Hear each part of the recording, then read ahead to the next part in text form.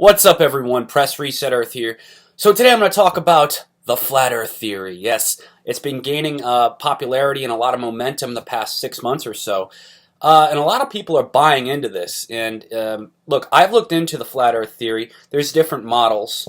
But I've also looked into the other side of it, the more conventional globe theory, and that seems to make the most sense to me. And no, I'm not going to show you the fake CGI NASA photos. No, I'm not going to cite NASA in any way, shape, or form, or even any of these major institutions that are trying to control the scientific progress of humanity. Instead, these are things that you can actually test on your own in many cases. And also, a lot of this is also just sort of common sense knowledge that is something that you can measure quite often on your own, once again. Now, the first little scientific proof I want to get into here is the fact that the moon actually is inverted depending on which hemisphere of the Earth you're on. So if you're in the southern hemisphere as compared to the northern hemisphere, the moon is going to appear differently because you're looking at it from two different angles. You understand what I'm saying?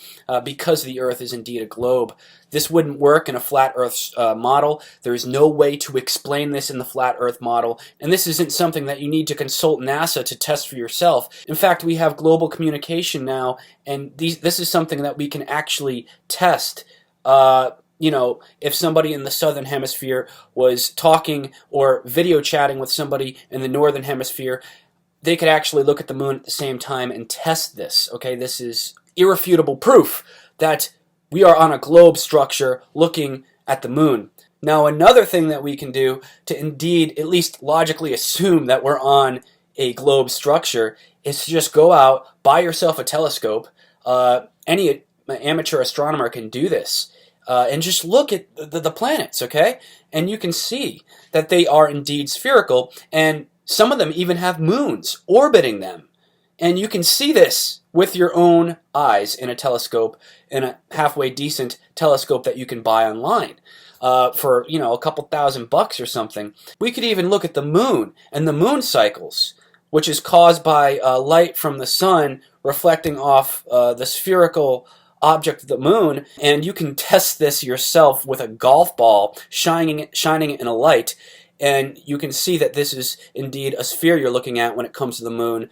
And a lot of the flat earthers will say it's a disk, and you can disprove that by placing a disk in a light as well, and you can't get those same curved shadows that you see on the moon. Now, all that being said, simple logic allows us to assume that if all the other planets, which also have moons, if everything else in the sky is a sphere, why wouldn't the Earth be? I mean, it's totally illogical. How does that make any sense? It doesn't, folks. Now, another thing we need to take into consideration is the Coriolis effect.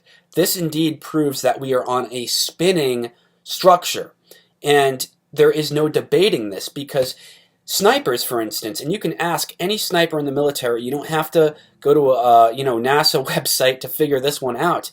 They have to take into account the Coriolis effect when engaging in a long distance sniper shot, okay? And if they don't, they miss, okay? And this is 100% not debatable. And I even personally know guys that were in the Marines that can tell you that this is indeed a fact. All right, the Coriolis effect, you have to take it into consideration. And this is also why we see hurricanes and storm systems spinning in two different directions on each side of the globe, of each hemisphere of the globe.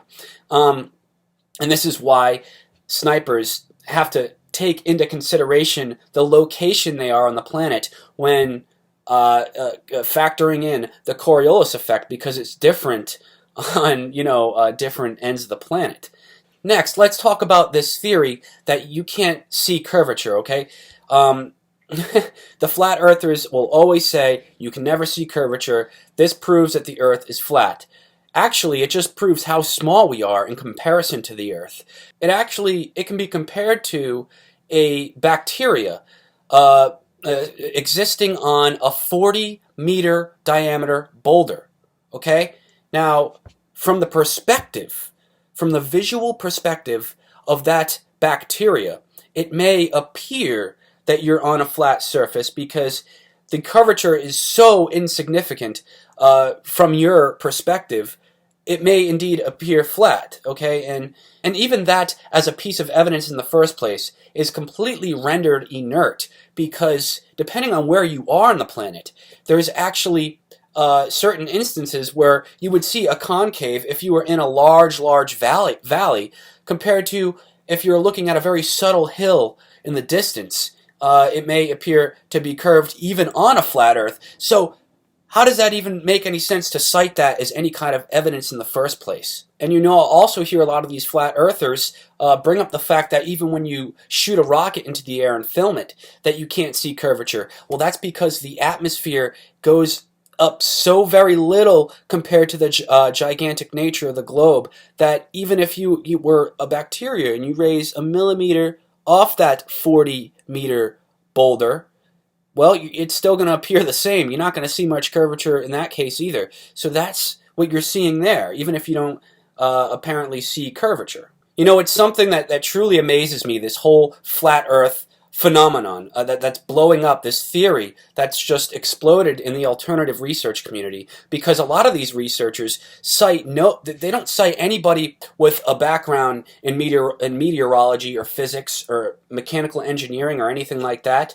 And you don't have to be an employee of NASA. You don't have to be working for the New World Order to disprove these theories as a mechanical engineer or as a physicist or as a meteorologist. Okay, these are common sense things. Look, just because NASA lies doesn't mean we have to throw out all logic, all knowledge, all scientific trains of thought.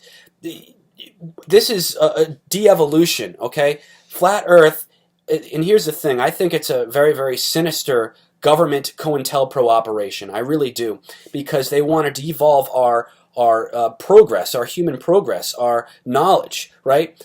Along with basically trying to demonize us. That's one of the agendas as well. I was reading an article the other day that actually compared flat earthers to climate change skeptics. This is what they're going to be preparing to roll out, okay? We've already been seeing the climate change propaganda being ramped up the past 6 months or so, and it just so happens to coincide with this flat Earth theory exploding. And of course, so many of the flat earthers are indeed climate change skeptics as well. So it makes it very easy for the mainstream media to associate one with the other, therefore decrediting the climate change skeptics. And folks, the Earth isn't flat, okay? The Earth is a globe, all right? Like, we need to understand that not every single thing you've ever been taught is a lie. So much of it is, when it comes to socio-economic perspectives, and when it comes to a lot of this brainwashing in certain aspects of the New World Order, like the medical industry, the finance industry, Hollywood, entertainment industry, all this, right? Very, very controlled, of course, but over the years, even amateur scientists, amateur engineers, amateur astronomers have been able to progress humanity, okay? This is something that is, it's like a complete lack of faith in humanity, this flat Earth thing. As if, give me a break, okay? Give us a little more credit as human beings, I could go on forever disproving this. I really could. I could keep going and going and going. But I'll just leave some links in the description below further proving what I'm saying here, okay? And, that's it. And this is something we need to speak out against, because I'm seeing people I genuinely respect starting to buy into this, and it's very easily disprovable. See, what the thing is, people don't try to see what actually debunks the flat Earth. They just look into flat Earth. It kind of makes sense, so they buy into it. And they don't see what other alternative information there is to debunk it. Once you look into both theories, the globe Earth and the flat Earth, it's very obvious that, the Earth is a globe. What can I say? So, let me know what you guys think. It's been Press Reset. Keep your head up. Peace.